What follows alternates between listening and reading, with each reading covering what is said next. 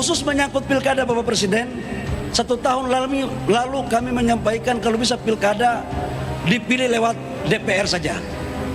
Banyak pro dan kontra. Tapi setelah kita mengkaji, alangkah lebih baiknya memang kita lakukan sesuai dengan pemilihan lewat DPR Kabupaten Kota, biar tidak lagi pusing-pusing.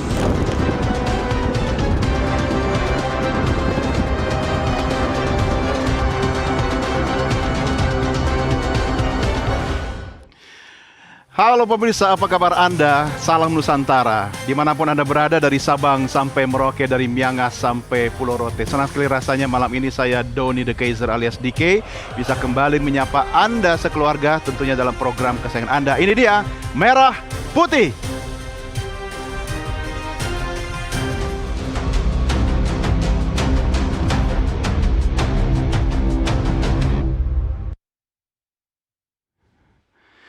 Pergi ke taman memetik melati. Warnanya putih harum berseri. Pemimpin berubah, zaman berganti. Warga bertanya, berdalih efisiensi, kenapa justru hak direduksi? Ya pemirsa, pasca pemilu dan pilkada serentak 2024, wacana mengubah mekanisme pemilihan kepala daerah oleh DPRD itu kembali menguat.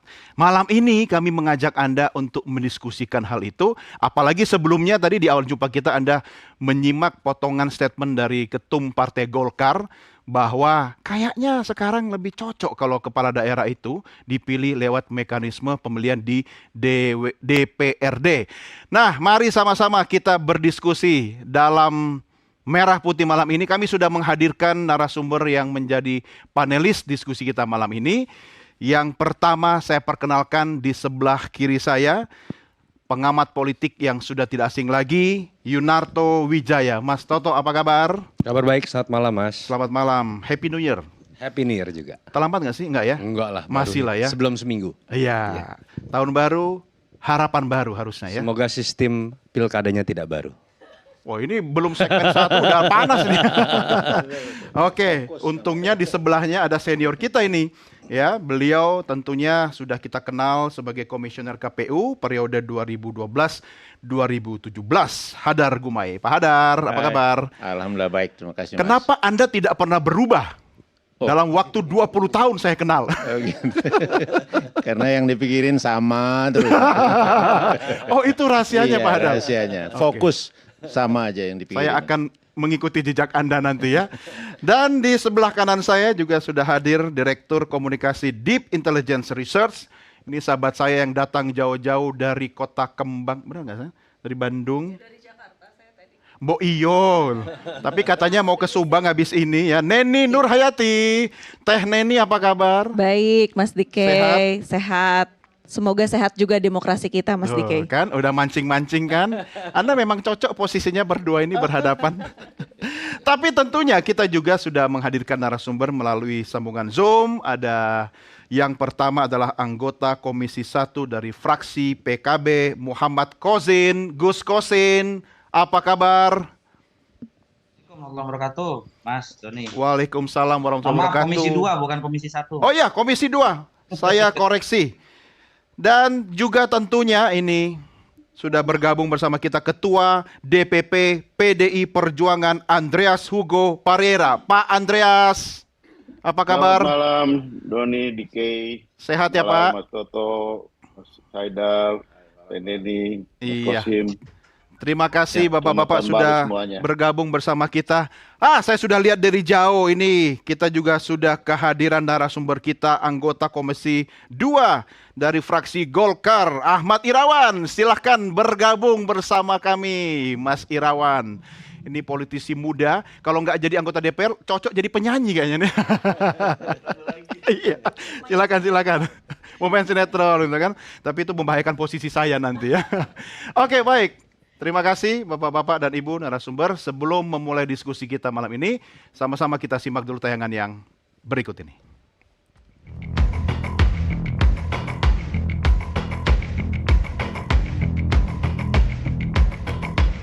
Sejumlah elit politik mengusulkan pilkada tak lagi dipilih langsung oleh rakyat, melainkan melalui DPRD.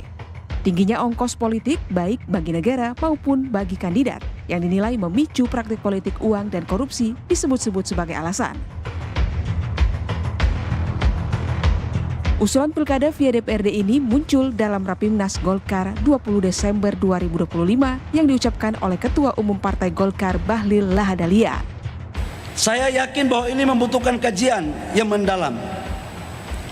Oleh karena itu kami memandang pembahasan RUU bidang politik seyogyanya bisa dimulai tahun depan. Ini agar pembahasannya bisa dilakukan dengan komprehensif, hati-hati dan cermat, dengan melibatkan masukan yang luas. RUU ini harus melalui kajian yang mendalam. Tapi terus terang aja Bapak Presiden, sekalipun undang-undang kita sudah kaji baik, saya punya kekhawatiran. Jangan sampai undang-undang sudah jadi, sampai di MK membuat yang lain, bahkan bisa merubah, bahkan bisa membuat norma baru lagi. Jadi saya pikir ini perlu kita kawal bersama-sama.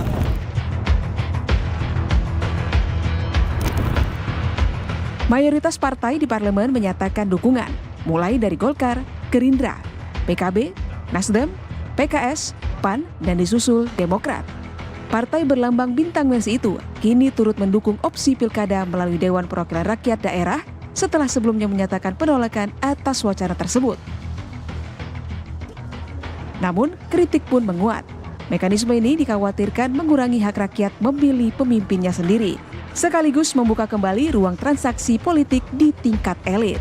Adapun Mensesnek Prasetyo Hadi mengungkapkan bahwa pemerintah mendengarkan berbagai aspirasi dan pendapat masyarakat.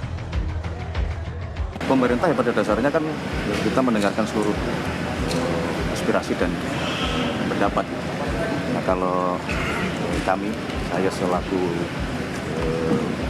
pengurus partai ya, bukan selaku Mensesnek juga. Kebetulan dulu kami bertugas di Komisi 2 dan kajian-kajian pembelajaran terhadap seluruh proses demokrasi kita itu kan terus berjalan ya.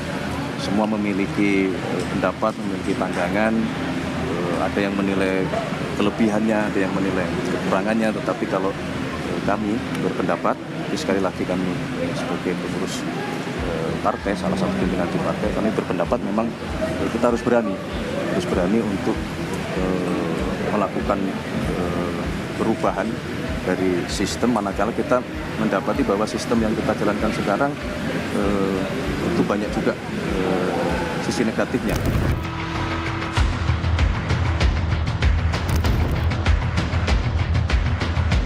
Perdebatan pun mengemuka, menekan biaya politik atau menjaga kedaulatan rakyat. Arah revisi undang-undang ini akan menentukan wajah demokrasi Indonesia ke depan. Tim jurnalis NTV melaporkan. Anda juga bisa menyaksikan program kami melalui live streaming di channel YouTube Official Nusantara TV. Jangan lupa like, share, subscribe, dan kalau ada pertanyaan, komentar, statement apapun, boleh tuliskan di kolom komen di live YouTube kami. Kalau ada yang menarik, nanti produser saya bisa membacakan dan membisikkan ke saya malam ini juga. Saya ke Mas Irawan dulu, ketum Anda paling getol ini. Ini apakah Orba the next generation atau apa ini, Mas? Tidak ada kaitannya. Tidak ada kaitannya ini bahwa ini terkait dengan orde baru atau bentuk baru dari orde baru, nggak ada kaitannya. Murni bahwa pikiran kami kaitannya dengan pelaksanaan pilkada dilaksanakan DPRD itu berdasarkan hasil evaluasi kami terhadap pelaksanaan pilkada serentak atau pelaksanaan pilkada secara langsung yang telah berlangsung secara 20 tahun terakhir. Yang dievaluasi yang pilkada serentak terakhir atau semuanya? Semuanya. Semuanya. Sejak tahun 2005 kami melakukan evaluasi baik dari aspek konstitusionalismenya, terus yang kedua adalah aspek kaitannya tadi implementasinya, dua bagian besar itu. Makanya kemudian bahwa tim kajian politik yang kami bentuk 1,5 tahun terakhir, sebenarnya kalau Bapak menyimak dinamika di parlemen, partai yang selalu mendorong untuk cepat dilakukan revisi dan pembahasan undang-undang pemilu adalah Partai Golkar. Saya koreksi dulu, jangan panggil saya Bapak. Karena kalau Bapak itu tendensinya ke Pak Harto. Ya, saya Dike aja. Mas aja, Mas. Ya. Ini kenapa akhirnya seperti ini? Apakah hasil risetnya Partai Golkar selama 20 tahun terakhir ini merugikan Partai Golkar sehingga lebih menguntungkan kalau kembali dipilih melalui Justru DPRD? kami yang paling diuntungkan dengan pilkada langsung. Bahkan di pilkada langsung terakhir kami menang 62%.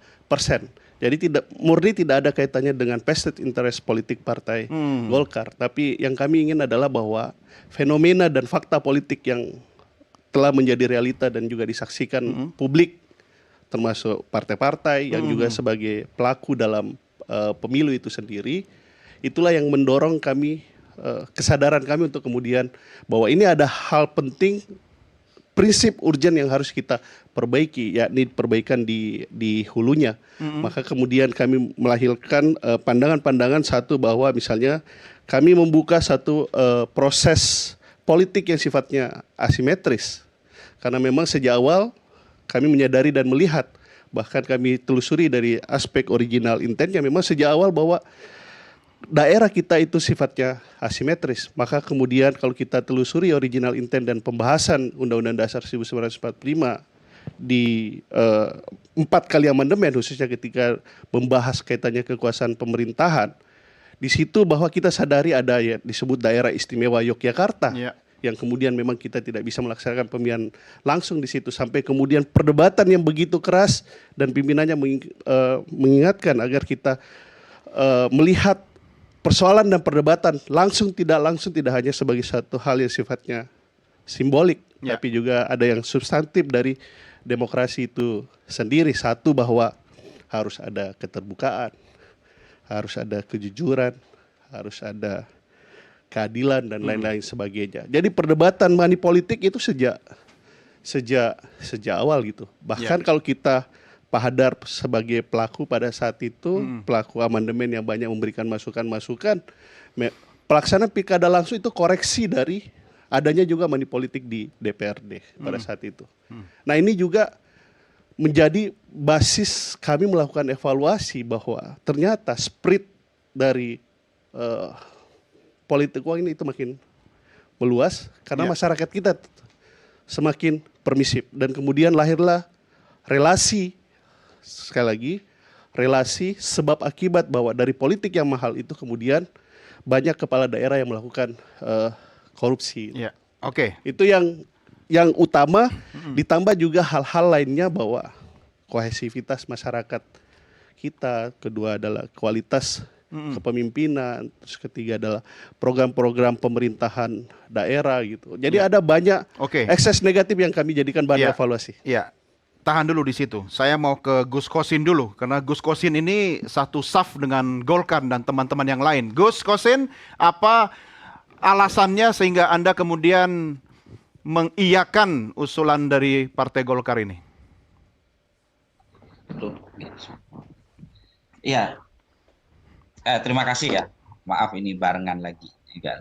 Iya, yang pertama saya ingin melengkapi tadi ya yang disampaikan Mas Drawan. Ini ada beberapa dasar ya secara filosofis, secara yuridis dan secara praksis. Kenapa kemudian Partai Kebangkitan Bangsa sampai kepada satu kesimpulan dan keputusan untuk mendukung diadakannya representatif demokrasi dalam hal pemilu kada.